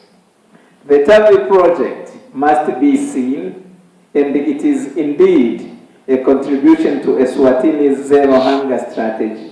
Umcondzisi lomkhulu ehlangotsini letekulima ehovisini leliyinxusele live lase-Taiwan Vincent Lin utsi tibhidvo tinemphilo. Ngako-ke titawusita eMaswati adle kudla lokunetitsako letifanele kuvikela tifo emtimbeni. I think we all know that the vegetable is a very important crop, especially is the key to contribute to tackle the malnutrition of people in the world. Mabhalane lomkhulu etiko letekulima Sydney Simelane utsi letinhlanyelo titawusita eMaswati latawuzuza kuto kutsi alimele kutsengisa. A handover of seed kits that will enable individual homesteads to realize subsistence farming. This is highly appreciated as it supports livelihoods for the low-income Maswati. Ngemnyaka wa 2021 eMaswati latinkhulungwane letilishumi nencenye 11,400 azuza etinhlanyelweni live leSwatini lelatizuza enhlanganweni i-World Vegetable Center. Kanti kuleti talonyaka tinhlanyelo litiko letekulima lihlele kutizuzisa tikolo letilishumi nesitfupha emadladla langemashumi lasihlanu balimi labalikhulu kanye nemakhaya latinkhulungwane letisihlanu. Etindzabeni te-Eswatini TV kubika Sifiso Nxumalo, ngina Giyani Msibi, e-Research Center eMalkens.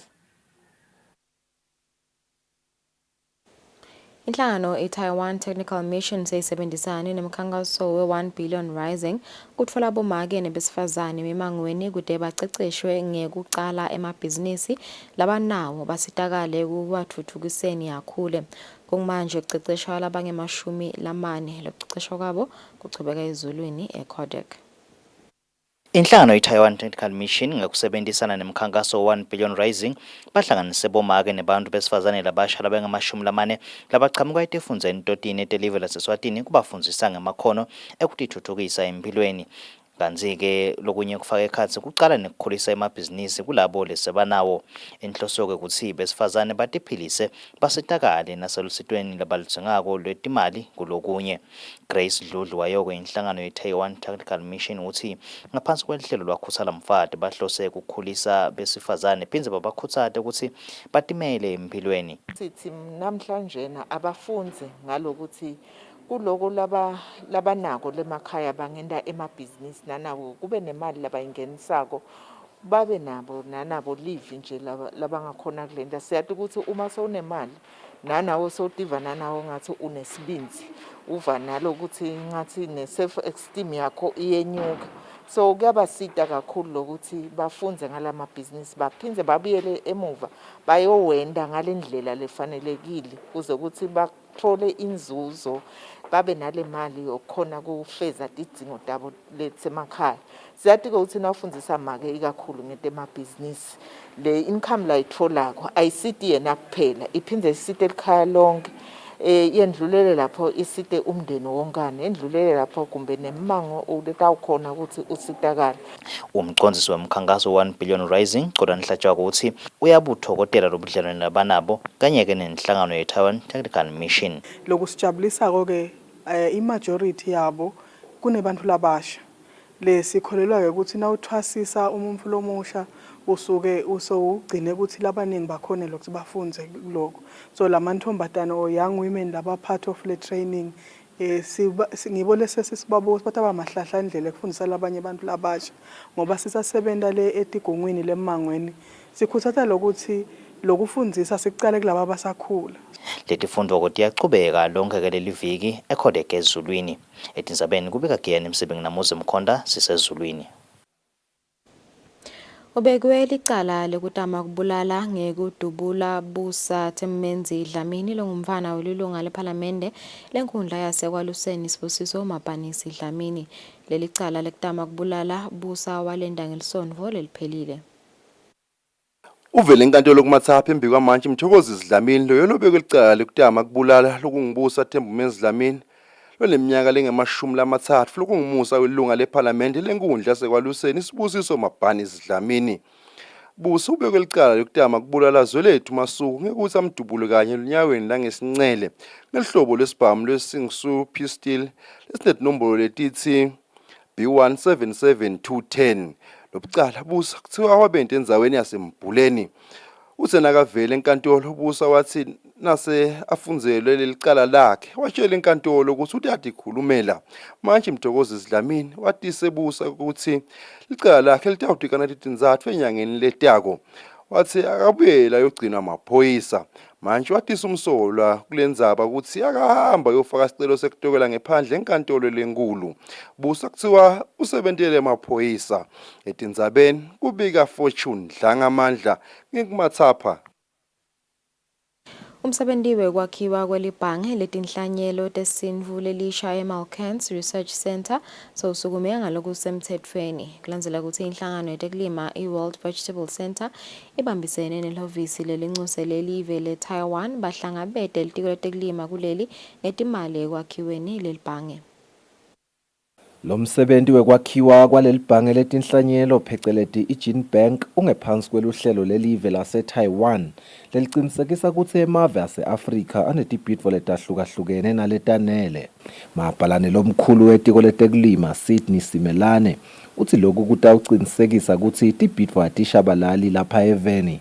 Sitobona isite la khona kutawusukuma khona iproject ye-Gene Bank siyamangala besingacabanga ukuthi lemibhido yethu nalamagusha lesinawo lama traditional vegetables khona indlela lesingabeka ngayo la kule gene bank le takwakhiwa la atawuhlala lenhlanyelo yawo eminyaka lenga up to 99 years. So in 90 years time from now ungakhona ukuthi uphindze futhi ukhiphe le tinhlanyelo lapha emafrijini utifake kabusha emhlabathini timile.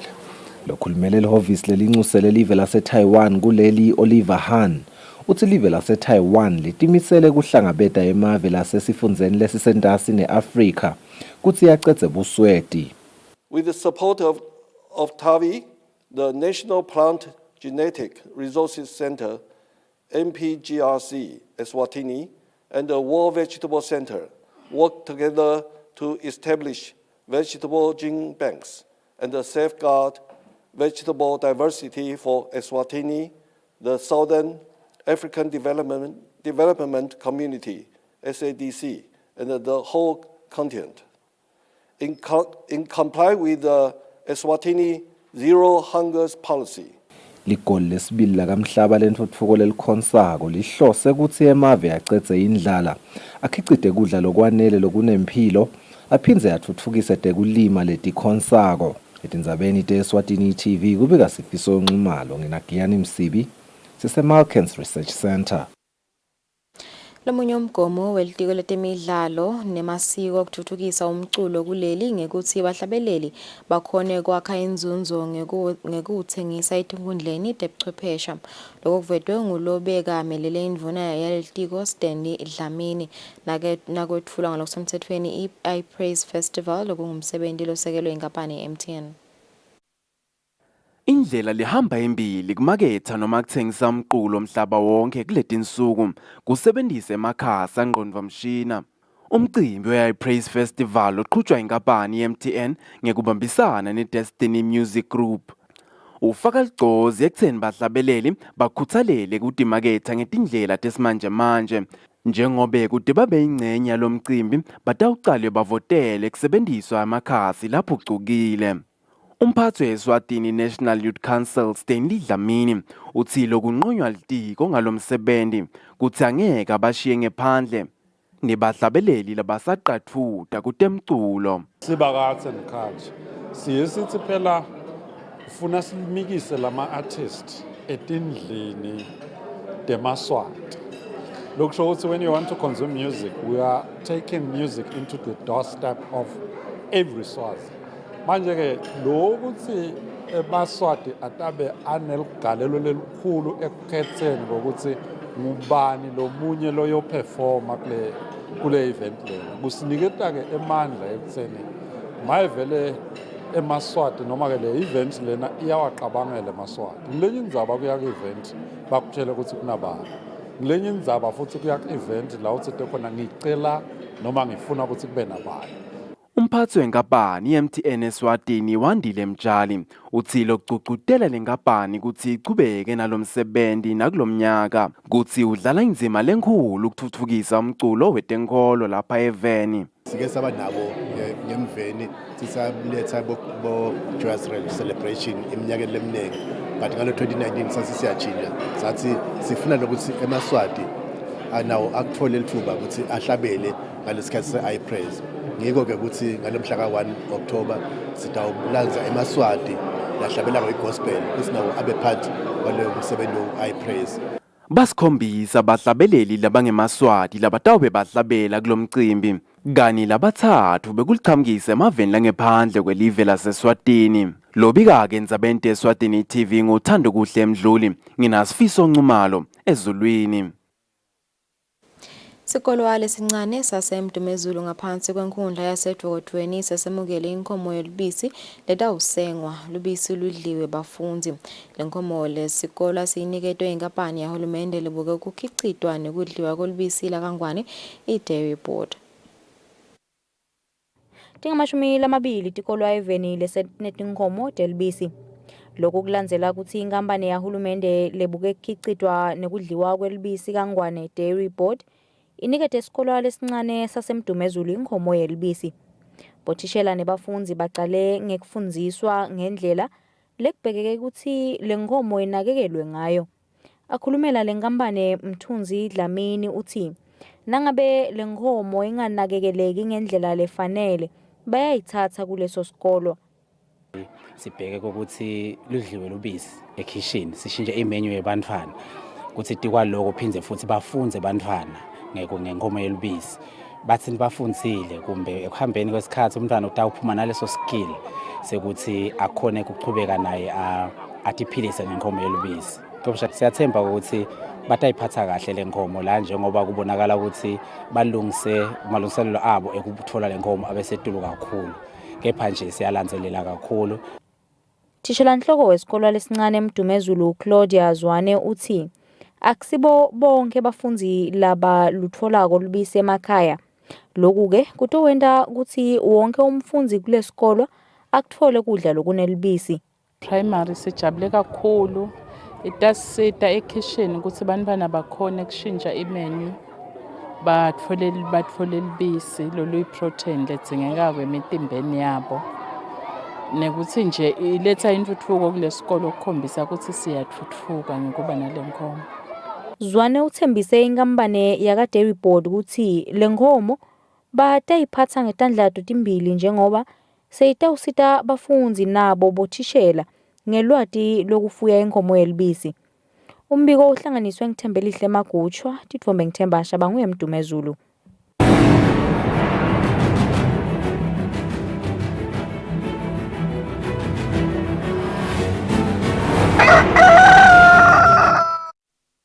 Kwezemidlalo, umphathi welibhange lelikhulu kuleli Dr. Film Nesi uthi umqhudelwano wemidlalo weligaluva lowatiwa ngekuthi FNB Eswatini Nkonyeni Challenge ukhomba kuletha emathuba emabhizinisi kuleli uphindze ukhulise nemidlalo weligaluva eveni laKangwane. Mnisi bakhuluma elangeni lecala lalomqhudelwano lapho khona bekudlala labo labasezingeni lelisetulu phecelezi ema-professional golfers. Umqhudelwano wekucala losekelwe libhange le-FNB lapho khona lafaka imali engu-1.4 miliyoni emalangeni ungene elangeni lawo lekucala khona iNkonyeni Golf Course. Lo mqhudelwano lwatiwa ngekuthi FNB Eswatini Nkonyeni Challenge ungenelwe badlali abachamuka emaveni lahlukahlukene lafaka ikhasi livele eNingizimu Afrika, livele eZambia, Denmark kanye nakulamanye. Umphathi welibhange lelikhulu iCentral Bank of Eswatini lophindze naye abe ngumdlalo leligaluva uthi lo mqhudelwano uletha lithuba lemabhizinisi lapha eveni kodwa-ke uphindze unyuse lizinga lalomdlalo nalapha eveni. Lokwendekako-ke lomhlanjena ngilokuthi uhlangana nebantu labaphuma kulamanye emave sihlephulelana lwati siyakhuthatana.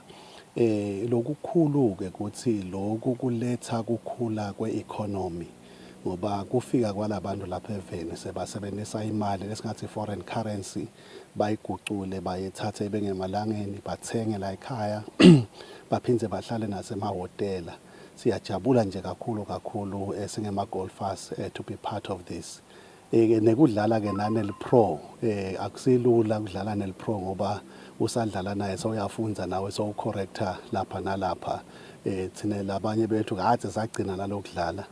Sesiyathinzitha nje nemaphutha lapha nalapha ukudlala neli-pro. Dennis Mbingo longumphathi welibhange le-FNB Eswatini uthi isifiso sabo lesikhulu kubona lo mdlalo uthuthuka lapha eveni kuphindze kuhambisa embili emathuba ekwakha budlelwane etinkampanini letahlukahlukene. No other sport will give you a minimum of 4 hours of quality time between the stakeholders. So you get to play for 18 rounds for half the day. And that is of value. And we do think that it's valuable for the economy, it's valuable for the country, and it's definitely valuable for the business. Badlali labahlukahlukene bakuleli kanye nalabo labachamuka emaveni nangaphandle bakhombe ukujabulela lo mdlalo. Akethu siva bunanzi nje siyadlala igame lesilithandzako sidlala nema-pro namuhla ngidlala nemngani wami Ricky kumnanzi konke siyabonga. Khanze it is well organized. The cause is in good condition. Everything is happening ngendlela lekumele yendeke ngayo on time and everything. And the hospitality ke kudealing ngisho it's so good. Sisemnanzini la kumnanzi nedemagrini agijima afast isho sibalungiselela ama-pro vele. But ke njengoba nibutile experience vele nathi sibuka lokuthi ama condition adlala ngawo lama-pro abanjani. So yasithokotile nathi Siyalinenga, mbere. The competition is really high. Playing with high caliber guys like James really shows you how average the average golfer really is. Le midlalo itawuchubeka kude kube ngumhla ka-30 kulinyanga lesetulu. Lobikela umsakathi Eswatini TV temidlalo ngilinda Dlamini kanzi umbiko uhlanganiswe nguFabrice Msonera asengonyeni. Aleto temidlalo siyatephetsa atindzaba tetfu asibahlole timangetse sizobe sichubeke nelihlelo asinishini nesimo selitulu.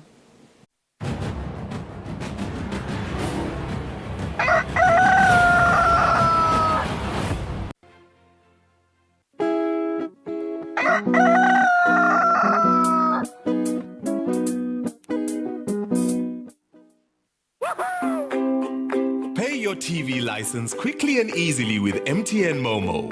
Simply dial *007 *3# and select option 8 for TV license. Enter your national ID number as your reference and the amount you wish to pay. Then enter your PIN to confirm your payment. Once your payment has been made, you'll receive a confirmation SMS of your payment.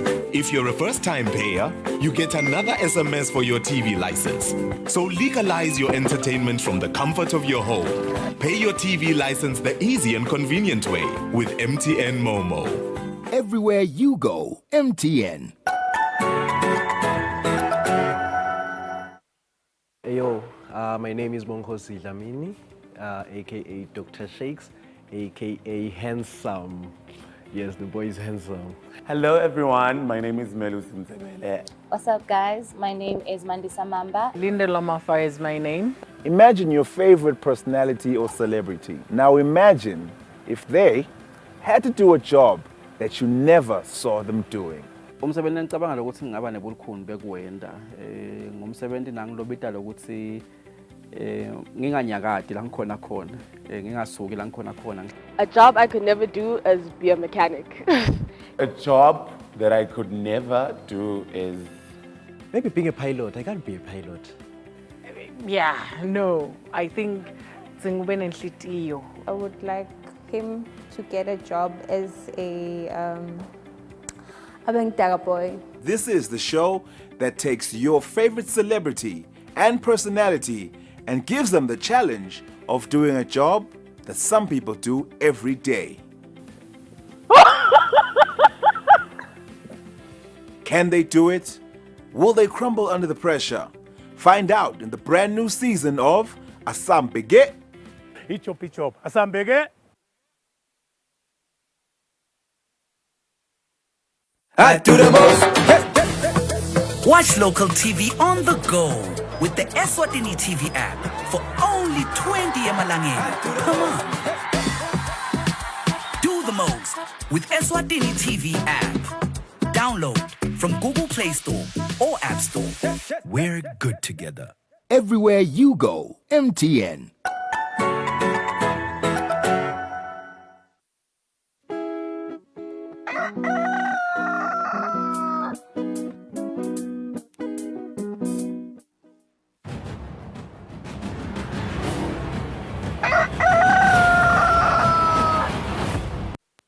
Welcome back. You're still watching Kusile Breakfast Show. Sikuvusele nawe lo sanza kuzivulela nje bayozivetile masingene ehlelweni kothi sithabe sikhulumisana nemcondzisi wenhlangano iAngel Chronic Foundation. Inhlangano ke lena la isukumisile enyangeni lephelile inesikhathi lesiyinyanga only 1 month kulandzela ke ukuthi ashonele ngumfana wakhe lobaka neminyaka lelishumi lobeka nesifo lesingakavami lesibita ngokuthi Nephrotic Syndrome. Siyakhulumisana naye lapha umcondzisi Veronica kuchazela kabanti njengayo lenhlangano noma ke le foundation netinhlelo ke lafise kutenda kusita abatali kanye nebantfana lokhanze ukuthi banetimo letingakavami. Very good morning and welcome Veronica. Thank you so much for joining us. You did say when we were talking earlier that your foundation has only 1 month. You started the foundation a month ago. Tell us more about Angel Chronic Foundation. How did it come about? Thank you for having me. Good morning. Angel Foundation came about when I lost my son, Angelo, in Babani Government Hospital. We decided, there is a huge gap in when it comes to chronic diseases. You don't get much help. There isn't a lot of awareness. because Angelo passed on from nephrotic syndrome, which is a very rare condition that affects your kidney. So we decided, you know what, let's spread awareness, because I'm sure there are a few cases out there, but they don't know it is nephrotic syndrome. So that's how we birthed Angelo Chronic Foundation. Okay, so what is this nephrotic syndrome? Are there any symptoms, diagnosis? Just take us through all that. Okay, nephrotic syndrome, mostly it affects your kidney, and then when you pee, it's very foamy. When the child pees, you think there is soap in those are some of the symptoms you should look out for. And then your eyes get very puffy. So it starts with that, and then you retrench fluids in your body. The child cannot really pee properly. When they go to the loo, it's just a few drops that comes. But then you find a bloated stomach. The feet will be very swollen, the eyes. So usually those are the symptoms you should look out for. And it's a very complicated condition, if I may put it. Because even when things were being explained to us, we had to do a lot of research ourselves, because it's a very common condition in overseas, in the States and in Asia. So in Africa, cases are just very few. So there isn't a lot of research. So those are some of the things you should look out for as a parent. Once the child has swollen the eyes, you should just quickly take that child to the hospital, because it could be nephrotic syndrome.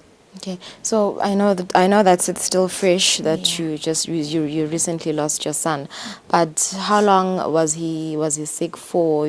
How long did the symptoms take, treatment and all that stuff?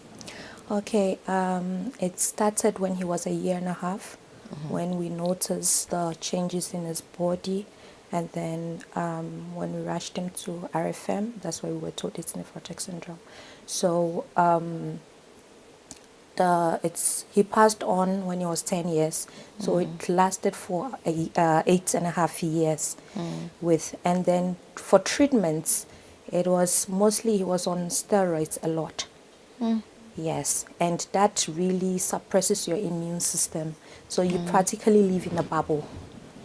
You can't go out more often, because you can easily pick up infection. Even with flu, just flu can aggravate. So those are some of the challenges. Yes, so you practically live in. He had to even be homeschooled a couple of times. He couldn't go to school. So sometimes he couldn't go every day. He'll go maybe 2 or 3 times in a week. Yes. And then the rest of the days he would just be homeschooled, get school work from school, bring it home for him. So yeah, those are some of the challenges that we had. All right. So this foundation, Angel Chronic Foundation, that you have, formed, or created, established in his honor or memory. What are your future plans for it? Because I remember last week, or was it two weeks ago, you had donated food parcels and other things to some of the parents at Mbabane Government Hospital. So what are your future plans for this foundation? Okay, our future plans. Let me, if I may, because it's quite okay. We just want to bring awareness to nephrotic syndrome, spread the word out there, saying there is something called nephrotic syndrome. So parents should look out in the symptoms in their children. And then the other one is to adopt the government, Mbabane government children, the children's ward, if we would be allowed, to try and make that place a bit friendly for the children. Put arts on the wall, put like toys, just try and vamp up the place so that it's child friendly for the kids, so that they don't even feel that they are in a hospital when they are there, because it's quite stressful for the child as well. And then bring relief to guardians, because when I was there were times that I really want to go out and buy a few things for Angelo, but I couldn't, because I couldn't leave him alone. So we want to come in as a foundation and say, okay, today we are dedicating our time. We want to come and relieve some of the mothers that want to probably go to the shop and just buy a few things, an hour or two. We would babysit for you and then you can go out there and do whatever you want to do and quickly come back. That also distresses the mother as well, knowing that she's not alone. And then the other one is also try and raise funds to assist the parents, because some are breadwinners there, and you can imagine being the breadwinner of the family and you are stuck in a hospital, everything stops. There's nothing, no income coming in. So that's what we want to also try and raise funds to assist, because with chronic diseases, hospital is practically your second home. Every now and then you're there. So financially, it's very straining on a person. So that's as well. And we also want to try and be the link between doctors and the guardian. Let's say, for instance, you have a child with Nephrotic Syndrome. You come to us. We will try and do a few research and say, okay, there is a doctor who specializes in this angle. Please go see this doctor. And then maybe we'll be able to be that link in between the doctors and the guardian or the parents for that child. And then also try and create support groups, which is very important. Psychologically, you need it as a mother and the child, because the child is going through so much pain and on a daily basis taking a lot of medications. Psychologically, it's not okay for the child. So we need like that support where they can explain to the child that you need to take this, you need to take that, the reason why you have to take it. Because children, they don't really have the voice. So we want to be the voice and say, this is what we want to do to help. And last but not the least, we want, if we can get psychologists to come on board with us and say, you know what, guys, we are offering our services to Angelo Chronic Foundation, where we can bring our children. You know, we have a fun day group where the kids can talk and share ideas and meet other children with similar conditions. That would really help a lot. So those are some of the aims. We still have a few more, but just to mention a few, these are some of the aims that we are looking to be able to proceed with that. So since you started with Mbabane government a few weeks ago, so are you working on visiting other hospitals or any other health centers, particularly in the rural areas? Is that in your plans? Yes, we do have a lot of plans towards that. Our next one is at RFM. We want to visit the children's ward and also give hampers just like we did at Mbabane on the 4th of September. Yes, but on the other hand, we also trying to raise funds for that, because we can't just do it on our own. Like the first one, we had quite a bit of support. So that's what we want to do. So our next visit is Mbabane, and then we go to the other rural areas. Okay. Yes. So where can they reach you? Are you on social media? People that want to assist with your foundation? Yes, please. We are on social media, our Facebook page, Angelo Childhood Chronic Foundation, and then on Instagram, the same as well. And then we are yet to have a permanent office, but for now we are using the premises behind VOC. There is a Church River of Life. So if you need us, you find us there. That is where we are temporarily for now. All right. Thank you so much for coming through and just, telling us about nephrotic syndrome. Nephrotic syndrome. Yes, yes, please. I think I have to do my own research more research on the syndrome. All right. Thank you so much. Mbukeli besikhulumisana naye lapha Veronica Longoye, umcondzisi we foundation, Angelo Chronic Foundation. Uyisungulekele foundation in memory of his late son, loshiye emhlabeni ngaso lesimo nephrotic syndrome. Siyabonga ukuthi basite abadala kanye nebantwana labanetifo mhlambe leto letingalapheki nalabo nje labagulako ukuthi bavakashele izibhedlela babaphe leto tenshwana lokufaka ekhathi kudla mhlambe naloko lokunye labato kudzinga. Asibathole emakethe nasibuya sithabe sivale hlelo.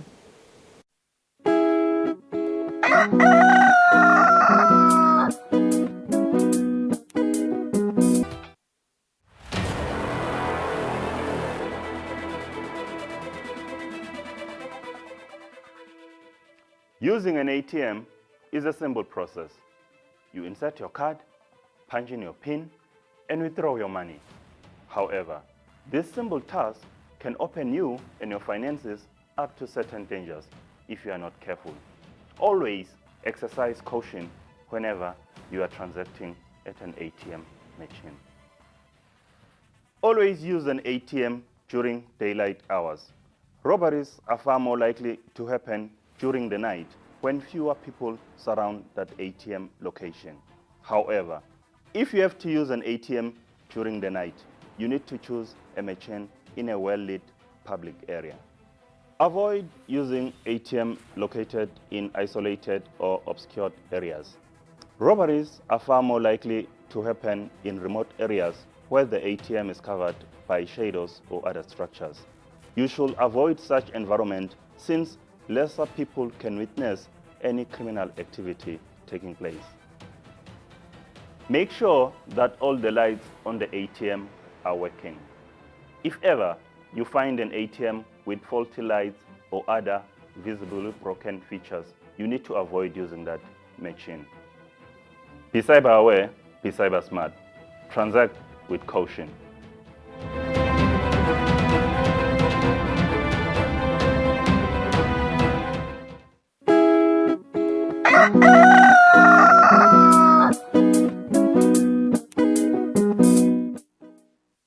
Selimizuzu lemithafu ukuthi kushaya insimbi esiphohlongo namhla ekuseni sibakhulu umbukela ukuthi ihlathene nathi namhla ihlelweni kuSile Breakfast Show kanti mawusanza kusivulela ungakhathateki kodwa khona ukubukela ihlelo ku YouTube kanye nasecingweni lakho uma ngabe ungadownloada iEswatini TV app khona ecingweni ngalakaloko sibakhulu sisema ukuthi indaba nelisuku loluhle nalo libusisekile nisale kahle.